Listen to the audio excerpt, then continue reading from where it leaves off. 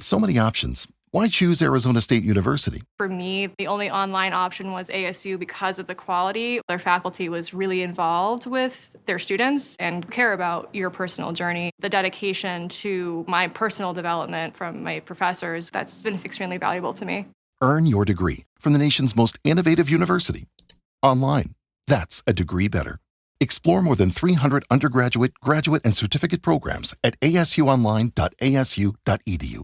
Se acerca una crisis de deuda. Mientras los medios de comunicación te hablan sobre las preocupaciones en cuanto a la economía norteamericana, el mercado de bonos, el mercado de la deuda soberana, dice algo completamente distinto. Vamos a hablar de todo ello porque vienen curvas y esas curvas hay que aprovecharlas porque los momentos como los actuales muestran que muchos de los elementos que nos intentan poner como los realmente importantes son bastante menos relevantes de lo que parecen. Vamos a hablar de el riesgo de una crisis de deuda y dónde viene. Vamos a hablar de todo ello.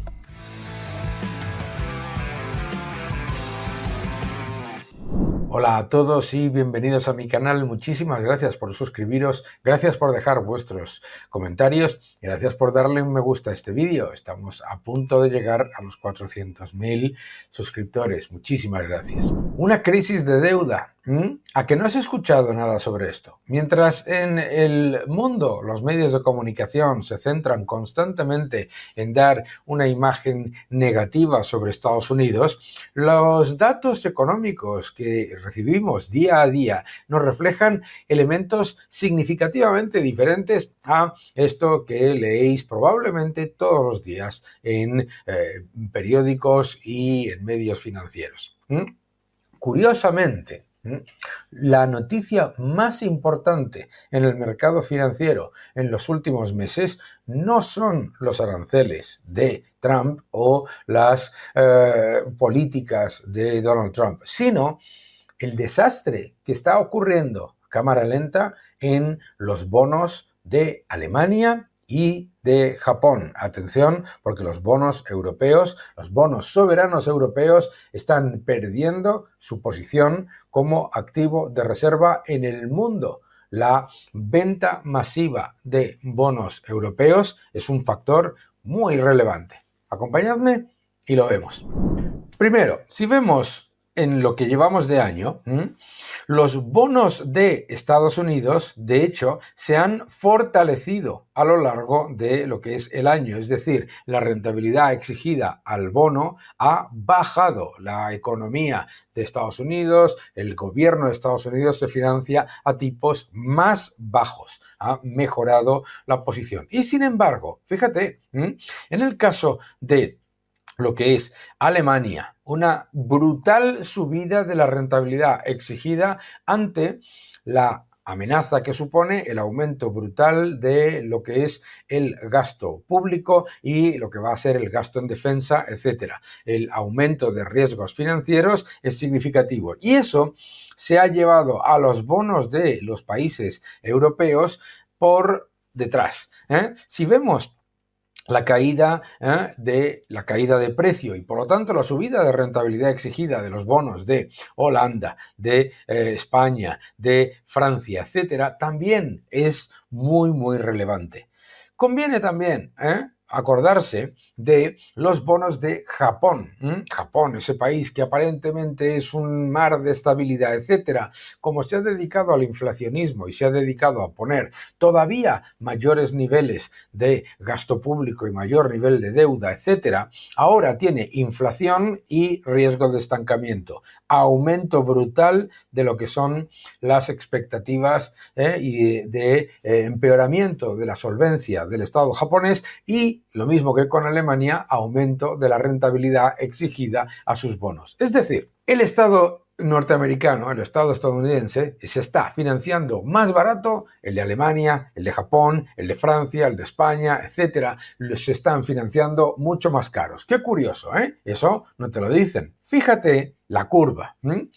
Pues sí, resulta que las curvas lo que están demostrando es que los inversores en bonos, que son los más conservadores del mundo, no se creen para nada la senda de desinflación y de mejora de las condiciones de solvencia y de liquidez de los estados, particularmente de los europeos. Atención al empeoramiento en lo que es la curva. Esto es básicamente descontar más inflación y empeoramiento de las condiciones financieras, de las condiciones de solvencia de los estados. Brutal lo de Japón, pero mucho más importante desde mi punto de vista es el empeoramiento generalizado de la curva en lo que es la deuda alemana. Fijaos que mientras tanto, en Estados Unidos lo que ha sido una mejora muy diferente a lo que se dice. Fíjate, por otro lado, cómo vemos que en Estados Unidos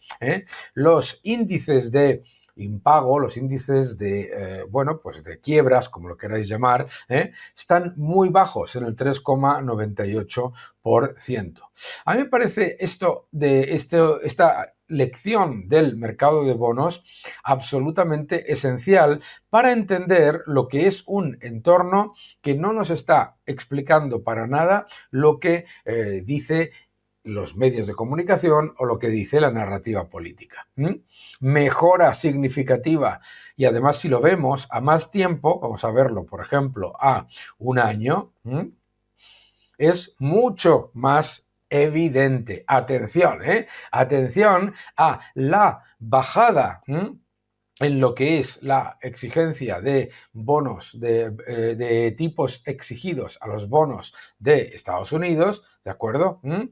Bueno, y mirad la brutal subida a los de Japón, a los de Alemania y con ello a los del resto de Europa. ¿Significa esto que va a haber una gran crisis de deuda en Japón o en Alemania? No. Significa que el mercado se está dando cuenta de que hay un gravísimo problema de solvencia. Veréis, mirad, los medios de comunicación se pasan el día constantemente intentando justificar todos y cada uno de los desequilibrios de los estados. Si los gobiernos gastan mucho más, si la Unión Europea lanza planes gigantescos de gasto público, escucharás a los comentaristas aplaudir hasta que les sangran las manos. Leerás los medios de comunicación diciendo que son ideas buenísimas, cuanto más se gaste mejor. El problema de Alemania no tiene absolutamente nada que ver con gastar más en defensa, ni muchísimo menos con gastar más en infraestructuras. El problema de Alemania es un problema de una política energética equivocada, una política con respecto al sector del automóvil completamente equivocada, y además una política con respecto al sector primario negativa en todos los sentidos. Bien, entonces por mucho que te pongas a hacer agujeros en las carreteras y a llenarlos, el keynesianismo de toda la vida, pues eso no va a mejorar. Que a corto plazo va a tener un impacto en el Producto Interior Bruto, pero si ya lo estamos viendo en la economía española, sí, tirar de gasto público dopa el Producto Interior Bruto. La cuestión es qué es lo que ocurre con el Producto Interior Bruto, digamos, privado y lo que es la parte productiva. Y lo que se ha demostrado durante décadas, ya es que no debería ser ni debatible, es el fracaso constante de eso que llaman los planes de estímulo keynesianos. Los famosos planes de estímulo implementados en Japón de enorme gasto en infraestructuras, lo que dejaron fue una economía hiperendeudada y estancada, que ahora además sufre de inflación persistente después de estar constantemente empujando los límites de la política monetaria y fiscal. Adicionalmente, si miras lo que ha ocurrido con la Unión Europea, la máquina constante de eso que llaman estímulos, lo único que ha dejado es una economía estancada y una economía completa y absolutamente devastada en la parte productiva y en la parte de alto valor añadido. Fíjate que estamos hablando de el Plan de Crecimiento y Empleo del año 2009, el Plan Juncker, los fondos Next Generation, ahora vendrá el Plan Rearme, más las políticas de tirar de déficit y de permitir constantemente que se aumente más la deuda, más una política completamente laxa por parte del Banco Central Europeo. Lo que está descontando el mercado no es una crisis de deuda, pero sí es un problema persistente de insolvencia y de falta de credibilidad con respecto a las expectativas de inflación. Los inversores en bonos no están creyéndose eso de que va a bajar rápidamente la inflación. Y por lo tanto, entre que no se fían de la capacidad de repago de los emisores de deuda soberana europeos y también japonés, y además no se fían de la senda de reducción de la inflación que anuncian sus bancos centrales, porque ya están muy quemados después de no 1 ni 2, sino ya 3 años consecutivos de pérdidas en el mercado de bonos soberanos en Europa y en Japón. Los bancos centrales, además, ya no tienen credibilidad, porque los bancos centrales llevan en pérdidas un montón de tiempo. Y al estar en pérdidas, lo que te están demostrando es que lo que han comprado era muy caro. Eso no significa que vaya a haber un colapso monetario ni una crisis de deuda inminente. Pero la crisis de deuda inminente está pasando lentamente. Es decir, en vez de tener una crisis como hubiésemos tenido en el año 2008, 2001, etcétera, estamos teniendo una crisis que se prolonga, con empobrecimiento generalizado. Por eso el oro está subiendo tanto, ¿no? Es muy importante entender esto. Ante la decisión consciente de gobiernos y de bancos centrales de que no haya una crisis, ¿qué es lo que se hace? Lo que se hace en realidad es generar una crisis persistente. El empobrecimiento de los ciudadanos es prácticamente constante. Los ciudadanos, además de perder por la inflación, pierden por el lado de los impuestos. Es un proceso de empobrecimiento generalizado, es decir, una transferencia gigantesca de riqueza de los sectores productivos y las familias hacia unos estados que son incapaces de solventar sus problemas y sus desequilibrios fiscales. La evidencia del mercado de bonos es la contraria a lo que escuchas sobre la economía. Una preocupación gigante por una recesión en Estados Unidos. Bueno, vamos a ver unos cuantos datos para descartar o por lo menos para limitar esa preocupación. Mira, empezamos por el índice de actividad de la Reserva Federal de Chicago. El índice de actividad de la Reserva Federal de Chicago no solamente no se ha debilitado, sino que se ha fortalecido en los últimos meses. El último dato indica una expansión robusta, de hecho, y además muy por encima de las expectativas y muy por encima del promedio de los últimos meses. En el caso de los indicadores de los gestores de compras, también vemos cómo el índice compuesto de Estados Unidos lo que muestra es mucho más fortaleza, expansión generalizada por encima de las expectativas y por encima del dato previo. Esos son elementos que yo considero importantes. Por otro lado, mi buen amigo Keith McCullough de Hedgeye publica esta maravillosa gráfica en la que se refleja ese riesgo de recesión y lo que nos está indicando el mercado de bonos. Fíjate, el mercado de bonos, de hecho, lo que nos está indicando es que el riesgo de recesión se está reduciendo y además de manera muy significativa. Es un poco en línea con lo que descuenta el mercado también de bonos soberanos que se ha fortalecido en estos últimos meses. Bien, bueno, pues una vez que tenemos esto en cuenta, también hay que ver los factores de la confianza del consumidor. Es verdad que el dato de confianza del consumidor que ha salido en el último registro, pues es un dato relativamente más bajo que el de la cifra anterior. Bien. ¿Por qué? Porque se había revisado al alza significativamente. ¿Qué es lo que pasa? Que ese dato de confianza del consumidor está muy por encima de los niveles a los que estaba en septiembre. Es decir, que toda esa gente que con este dato de confianza del consumidor te dicen que hay riesgo de recesión, ¿por qué no decían que había riesgo de recesión en septiembre? Porque estaba gobernando Joe Biden. Ay, mis queridos amigos, si es que esto es tan complicado y a la vez tan sencillo que es triste. Por lo tanto, hay que prestarle mucha atención al mercado de bonos de Europa y el mercado de bonos de Japón, porque esto es importante. Esa subida de la rentabilidad exigida de Alemania, de los países europeos y también de Japón está ocurriendo con un banco central, el de Europa, el europeo, el Banco Central Europeo, y con un banco central, el de Japón, muy acomodaticios, que han estado con políticas expansivas, en particular el Banco Central Europeo, que está bajando tipos de referencia, significa que está apoyando en todo lo que puede a la deuda soberana. Es decir, todo lo que ha hecho el Banco Central Europeo por bajar los tipos se lo ha comido el mercado en rentabilidad real exigida porque no se fían los inversores en bonos, que son los más conservadores y los que más prestan atención a los riesgos de solvencia de los estados, los que no se creen la solvencia de los estados europeos. No solamente no se creen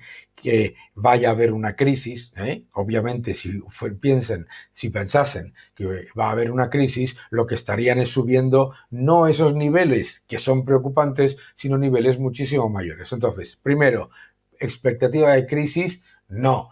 Pero, mis queridos amigos, expectativa de empeoramiento de la solvencia y expectativa de empeoramiento de las cifras de inflación, desde luego, por lo menos a una inflación persistente, sí. Por eso se le está exigiendo a los gobiernos que paguen una rentabilidad superior. Ahora, un montón de gobiernos, como es el caso del gobierno de España, han estado tirando masivamente de deuda y ahora tienen que refinanciar 250.000 millones a tipos muy superiores a los que los emitieron. Es decir, los ciudadanos de esos países se van a encontrar con mayores facturas por intereses de deuda al tener que refinanciar la deuda a tipos mucho más caros. Muchas veces escucharás en el imaginario político, porque es que no tiene ningún sentido, eso de que los gobiernos no tienen que pagar la deuda, se refinancia constantemente. Refinanciarla es pagarla y volverla a emitir, mis queridos amigos. Y las están emitiendo de nuevo a tipos muy superiores. ¿Qué significa eso? Que la factura de intereses de los gobiernos aumenta, significa también que la percepción de solvencia de los inversores es peor y significa que los gobiernos que no prestan ninguna atención a estas señales de alarma van a continuar aumentando sus desequilibrios. Por eso el oro sigue disparándose, porque lo que está descontando el mercado es que los bancos centrales y los gobiernos continuarán destruyendo el poder adquisitivo de la moneda que emiten. Que no te engañen.